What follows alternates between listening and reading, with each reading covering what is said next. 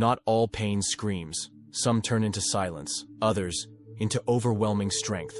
Some people have learned to look fine, just so they don't worry anyone. But behind the control, the coldness, the extreme independence, there's a story. Carl Jung warned us, when pain isn't understood, it hides and becomes behavior. And you know what's worse? Almost no one sees it. They just judge.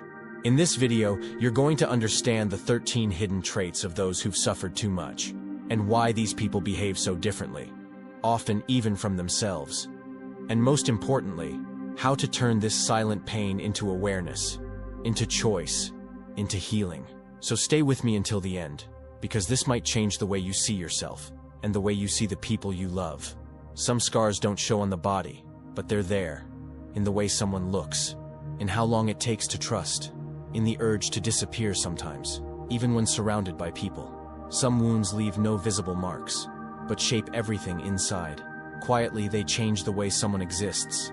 Old pain doesn't announce itself. It becomes a way of being. It becomes silence where there should be words. It becomes stiffness where once there was openness. Sometimes the person even forgets they're carrying something. They just know they're tired. That everything takes more effort than it should. That life, for some reason, always feels heavier.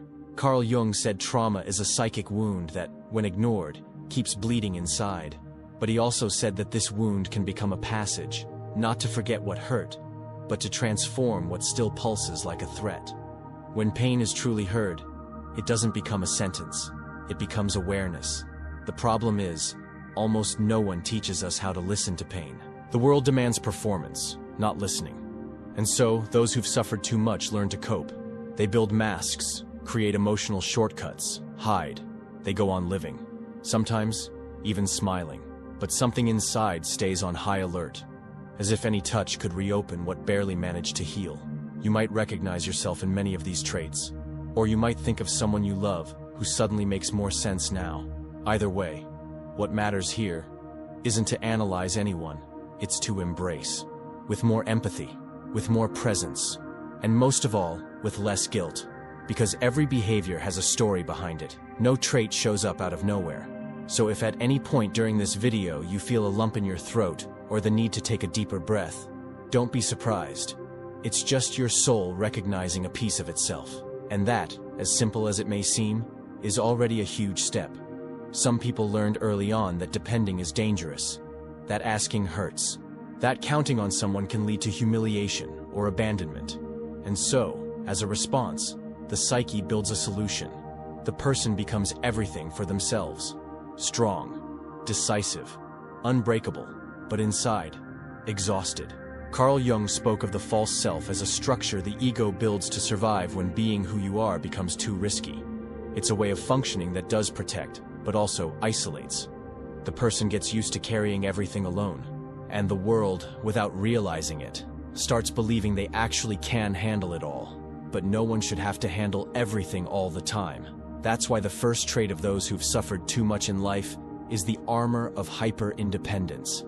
It's not a sign of maturity. It's an old scar. It may look impressive from afar, but inside, it's heavy as lead. The person refuses to show pain, but feels it. Refuses to ask for comfort, but needs it. They just don't know how anymore. Or they're ashamed, or don't even remember what it's like to trust without fear. This rigidity spreads into relationships, friendships, work. Everything becomes performance. Everything becomes self-control. But there's a cost. The chest gets tighter. Touch becomes a threat. Rest, a weakness. And even surrounded by people, the person feels alone inside. Because hyper-independence isn't freedom. It's a prison with an internal lock. Those who live with it don't want to be a burden. They just want to make sure they'll never be left hanging again. But deep down, it's just another way to stay silently wounded. The second trait often seen in people who've suffered too much is excessive empathy. At first glance, it seems like a virtue, and in many cases, it is. But when empathy becomes a survival mechanism, it stops being just a quality and turns into a coping strategy. Some people, even as children, learned to scan the room like they were looking for shelter. They could feel in the air when something was about to go wrong. They picked up on the tone of voice, on a glance, on silence. They developed such sharp sensitivity that, without realizing it, they started feeling for others, before they even knew how to name what they felt for themselves. This over-empathy doesn't come from a light place. It's born out of necessity, from the fear of being the target of an unstable father, from the effort to anticipate the next emotional outburst from a mother, from the burden of keeping peace at home, even if peace cost their own childhood. Jung called projection this unconscious move of placing onto others something we haven't yet dared to see in ourselves. And often, that's what happens with those who feel too much for others. They're unknowingly trying to care for in others a pain they haven't faced in themselves. The person becomes the constant support, the go-to advisor, the one who's always there.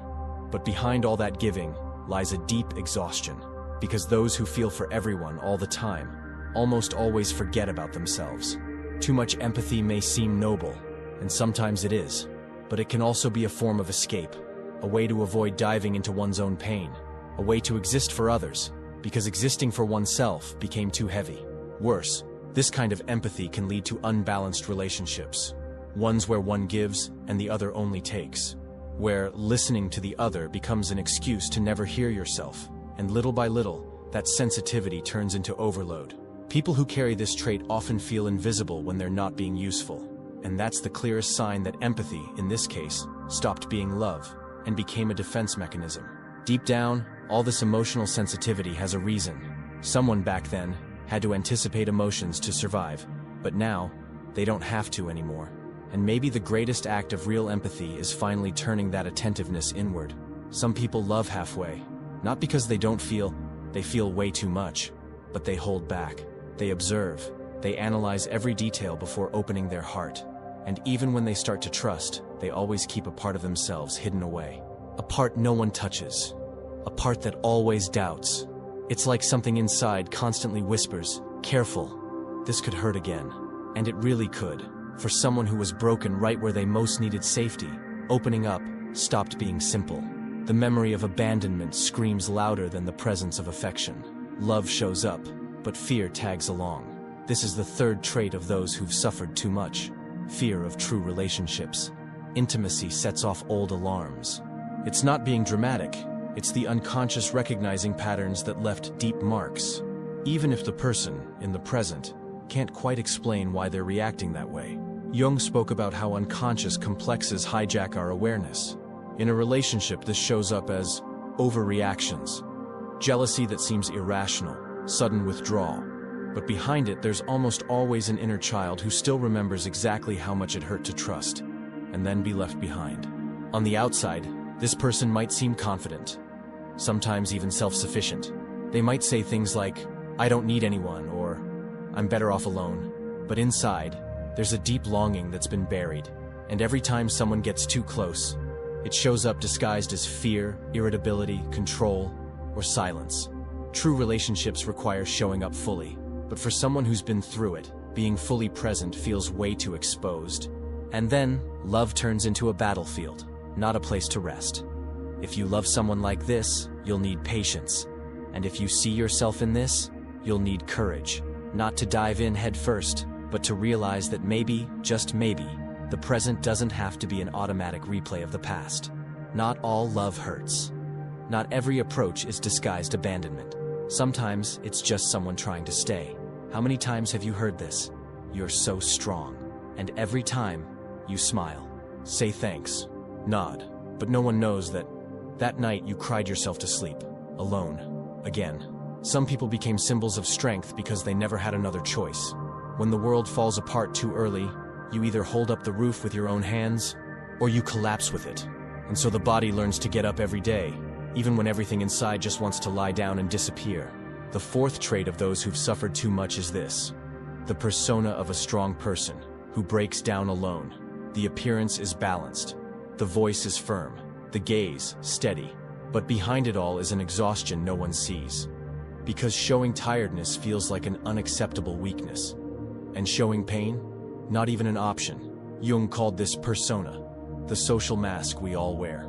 But when the pain is too big, that mask stops being a choice and becomes a permanent shield.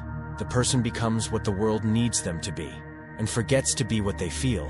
The risk is that all this strength becomes a silent prison. No one asks if you need help, because everyone believes you've got it all under control. But no one can handle everything all the time. No one should. What looks like stability is often just containment. What looks like self-control is actually fear of falling apart in front of someone. And then life becomes this, holding everything together on the outside while slowly cracking on the inside. And when the breakdown comes, it comes alone. In the shower, on the pillow, on the way home. No one sees, no one suspects. Because the performance was so flawless, it doesn't even seem possible that something could be wrong. But it is. It's been too heavy for too long. Real strength isn't about never falling. It's being able to say, honestly, today is hard. And trusting that someone will listen, without judgment, advice, or pressure. Just listen. Maybe, on that day, the armor starts to loosen. The fifth trait of those who've suffered too much is sensory sensitivity. Loud sounds feel overwhelming. Bright lights irritate. Crowded places drain. The mind tries to stay in control, but the body reacts first. The heart races, breathing shortens, the urge to flee shows up without any clear reason. It's not being dramatic. It's not an exaggeration. It's that the nervous system has learned to live on high alert. Behind this hypersensitivity, there's a story, a childhood where danger arrived without warning, a trauma that turned the world into a threat, a body that, for a long time, couldn't relax. When emotional pain is deep and constant, the body doesn't forget. Jung said that whatever doesn't come to consciousness returns as fate. In the case of old pain, it comes back as physical sensations. The body speaks what the soul hasn't yet found words for. This sensitivity makes someone notice what others miss. A background sound that feels aggressive, a smell no one else picked up on, a glance that lasts half a second too long and feels like judgment. It's like living with all the sensors always on, even when there's no real danger. It's exhausting, and often confusing, because the people around don't understand why that place felt off, why that party was too much, why that conversation left someone drained. But for the one who feels it, everything is stimulus, everything hits at full volume. This sensitivity can be a gift when well understood. Many people with this trait are intuitive, perceptive, deeply aware. But when it's rooted in trauma, it becomes a burden. The body becomes a silent battlefield, reacting to threats the conscious mind has already forgotten, but the soul still holds. Healing begins when we acknowledge how pain impacts the body, when we understand that discomfort isn't weakness, it's memory, and that an exaggerated reaction to stimuli might just be an old scream asking to be heard. Not every discomfort is random. Sometimes, it's just the body saying, "It was too much for me once, and I'm just trying to protect you." The sixth trait of those who've suffered too much is the obsessive need for control. And it's not because the person is bossy, rigid, or controlling in the usual sense. It's because, at some point in life, chaos was overwhelming, and they learned that if they don't control everything, everything falls apart. Control becomes a way to breathe, planning every step, anticipating every outcome, triple-checking everything. It's not about power. It's about fear. Fear of being caught off guard again. Fear of reliving something that already cost too much. On the outside, it looks like efficiency, organization, responsibility. But inside, it's constant tension. There's no rest. Because even when everything is fine, the mind is still racing. What if something goes wrong? What if I'm forgetting something? What if... Carl Jung said the ego tries to control exactly what the unconscious doesn't want to face. And in this case, control becomes a barricade against life's unpredictability, against the feeling of helplessness that once took over and never fully left. People stuck in this control mode struggle to relax. They hate delegating. They fight to accept the unexpected. Because to them, surprises aren't just inconvenient. They're emotional threats. They disrupt more than routines. They shake the psyche. Often, they don't even realize how trapped they are in this mechanism. They just feel constantly tired, always overloaded, always fixing everything, always fixing even when no one asked. And this comes at a cost. Relationships become tense, small decisions feel huge. The present is never enough because the mind is always 2 steps ahead, trying to predict. At the core, this obsession with control isn't a sign of strength. It's the mark of a soul that once felt completely powerless against pain, and is now trying to make up for it. But life, that wild, mysterious force, cannot be controlled. It can only be lived. And living requires trust. Not blind trust, but a small, possible openness. The trust that maybe, just maybe, not everything needs to be controlled to work out. Healing doesn't come from dropping control all at once. It comes from realizing, little by little, that it's possible to exist without being afraid everything will collapse. Letting go of control is like turning off the lights in a room where you used to sleep with everything on because you were scared of the dark. At first, it's unsettling. Then, it might become rest. But rest doesn't always come with noise, people, or conversation. Sometimes, real relief arrives when everything quiets down, when the outside world stops demanding, pressing, touching. That's the seventh trait of those who've suffered too much. Silence as a refuge. It's not isolation out of disdain. It's a need for space, for pause, for time to hear your own breath without being invaded by expectations. Silence becomes shelter, a safe place, a kind of cocoon where the soul tries to reorganize itself, and that can be hard to understand for those who live outward. Those who need noise, movement, and constant company might find it strange when someone prefers a quiet corner, a shorter chat, a lighter presence. But for those who've weathered internal storms, silence isn't emptiness, it's repair. Jung recognized the symbolic value of retreat. He saw withdrawal as a psychic process of death and rebirth. When everything feels like too much, the soul pulls back, like someone shielding a wound from touch. Not out of coldness, but for survival. And silence isn't just the absence of sound, it's the absence of judgment, of demands, of masks. It's a space where nothing needs to be explained, where pain can simply exist, without an audience, without pressure to heal fast.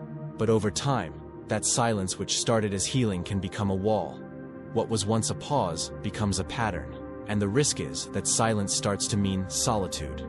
And solitude, forgetfulness. That's why this trait requires care.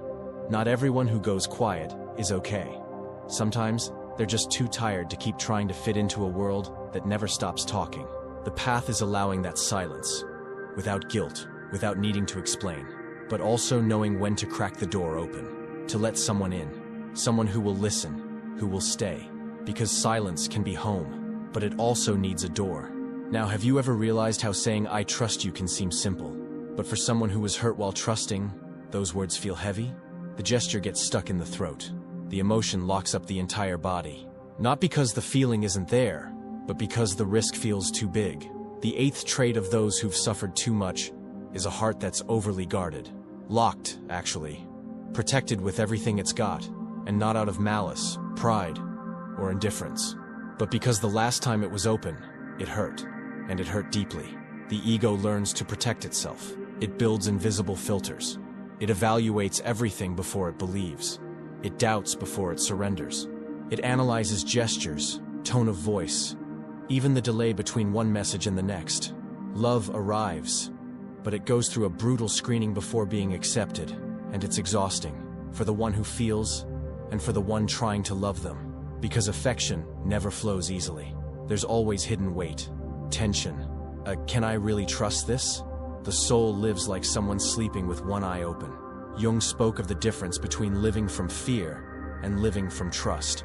And here, fear became the lens. The person sees everything through the memory of pain. And even when everything is fine, something inside says, "Be ready. This could change." It's as if the unconscious doesn't know time has passed. It still reacts as if the threat were there, even when it's not. Even when, this time, the other person is kind, present, gentle. Distrust becomes a way to avoid pain, but it ends up blocking the real experience of love. Because there's no deep connection without some form of surrender, without risk, without opening the door for someone to come in. And the most ironic part? The ones who guard their hearts the most are usually the ones who long to love and be loved the deepest. They just don't want to feel it all over again. They just want to protect themselves. But overprotecting also hurts. The key might be in testing, slowly, trusting a little, seeing what happens, taking a step, not opening everything, but also not running away. Because maybe, just maybe, this time love didn't come to hurt. It came to stay. The ninth trait of those who've suffered too much. A sense of justice sharpened by pain. It doesn't come from books or grand speeches. It comes from first-hand experience with injustice, with betrayal, with being silenced, with the helplessness of being deeply hurt, and no one stepping in to protect you. A soul that's been crushed by injustice learns to smell it from far away, and won't tolerate it anymore. The slightest spark of disrespect sets off an old alarm. And even when everything seems fine, the reaction comes. Strong. as defense, but also as memory. Jung understood that emotional complexes activate when the present touches the same wound the past created, and this sense of justice is one of those wounds. A trait of someone who carries the scar of being silenced, and now refuses to stay quiet. Sometimes, people around someone like this don't get it. They think it's overreacting, being dramatic, impulsive, but it's not. It's the psyche saying, "Not this time. This time I won't swallow it." This ethical sensitivity often shows up early. Kids who saw wrong things and couldn't do anything. Teenagers who rebelled against absurd rules. Adults who defend causes with the intensity of someone trying to save their inner child. The archetype activated here is the moral warrior, the one who fights for coherence, for respect, for integrity, not for perfection, but for dignity. And this fight, when balanced, is noble. But when guided only by pain, it can turn into rigidity, or intolerance. The challenge then is this: to keep that sense of justice without letting it become armor against the world. To use the sword, but also know when to lower it, when to listen, when to embrace. Because those who've been hurt by injustice know exactly how it wounds. And for that very reason, they have the rare chance to do things differently, to be the kind of presence that protects, without punishing, that fights, without getting lost in the war. Those who carry the sword of justice know something many don't. Pain sharpens perception, and not just to spot injustice, but also to notice what no one else sees. Because those who've suffered too much develop a radar for other people's pain, even when it's disguised as silence.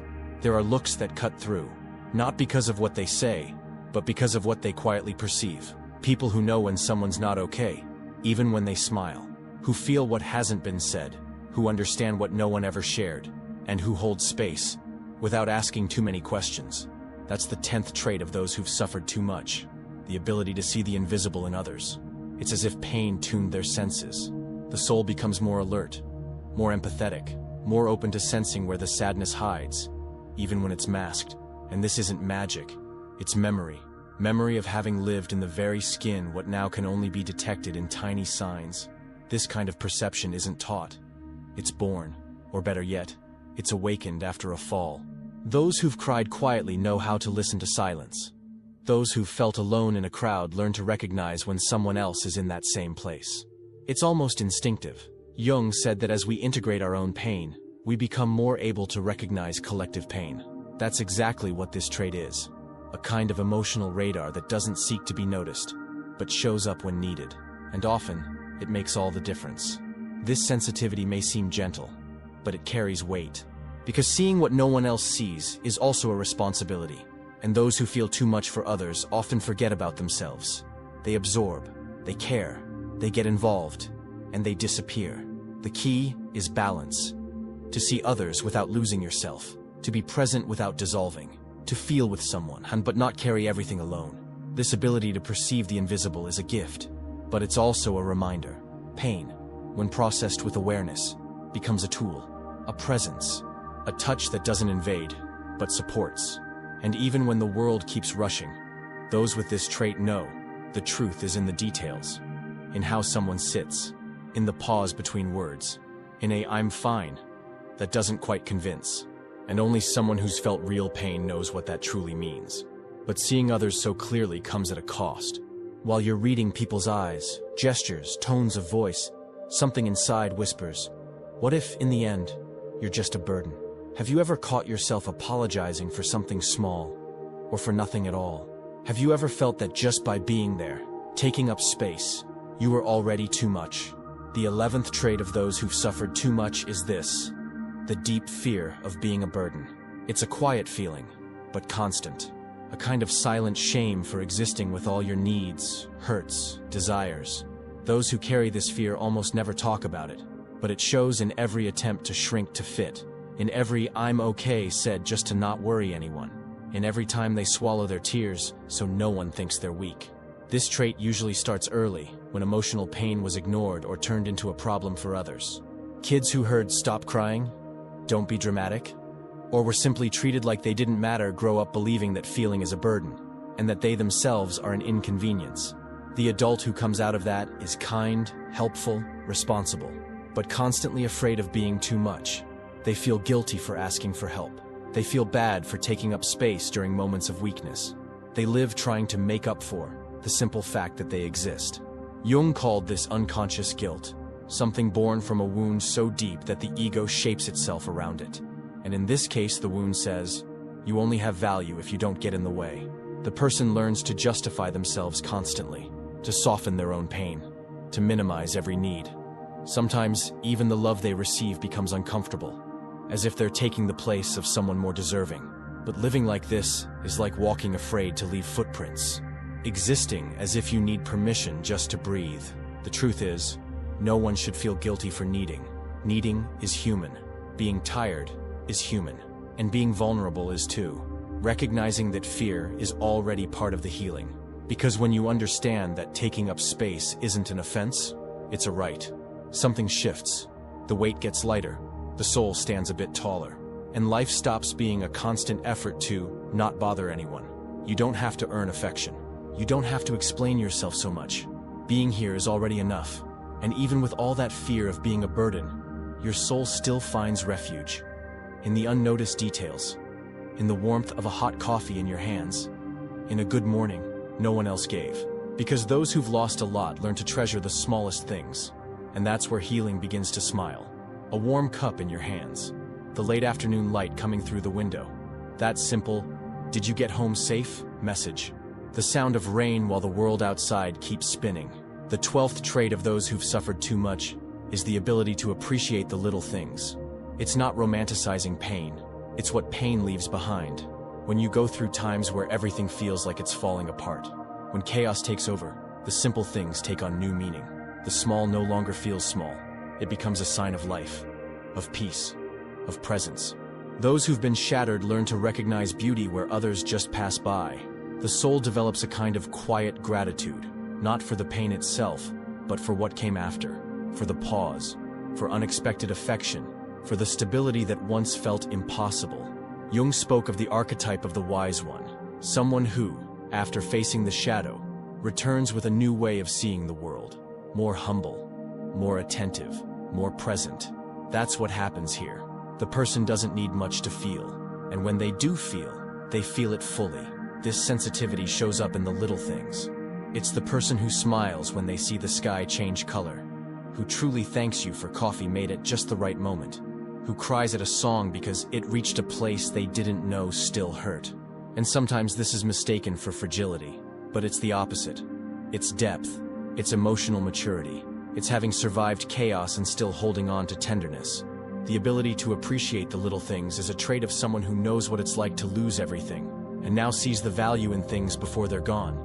It's a fuller presence, a silence that knows how to listen, a look that gives thanks even before asking. And the final trait of those who've suffered too much is the need for purpose after the pain. Surviving isn't enough. The soul wants to understand why.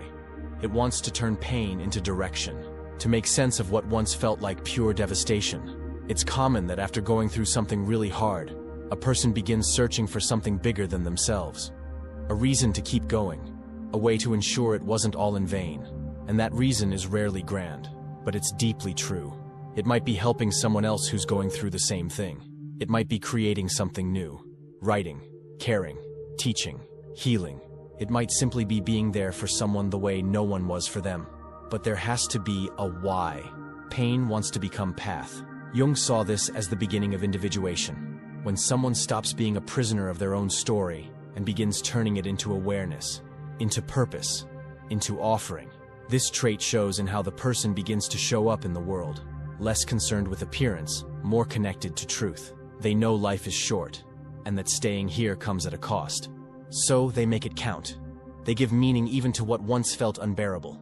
And no, that doesn't mean the pain is gone. It's still there, as memory, as scar, but it no longer dominates. Now it points, it shows the way. Those who feel this start to look back and realize that, even broken, they kept going. That even wounded, they still cared. That even not knowing exactly how, they turned suffering into presence, and presence into purpose. And it's not about being a role model or appearing strong. It's about little by little, no longer just surviving, but beginning to live with intention. This need for purpose isn't escape, it's growth. It's the birth of something new in the soul. Something that says, I went through it. But that's not all I am. And from that place, life begins to bloom in a whole new way. You are not your pain, but you don't need to hide it either. There's a strange strength in the way we survive. A kind of raw wisdom forged in the background of the soul, without applause, without witnesses. Every trait we've talked about is a reflection of that, of what you did to stay on your feet, of how you found a way to keep going, even when every part of you wanted to stop. Some of these traits became shields, others compasses. Some turned into weight, others into gifts. But all of them, without exception, were born as an attempt to protect something precious in you. Carl Jung said, "The tree that reaches to heaven must have roots that reach down to hell."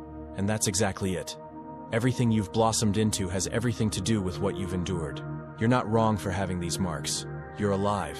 And being alive after all you've been through is already a strength the world rarely sees, but one that exists, and pulses, and deserves recognition.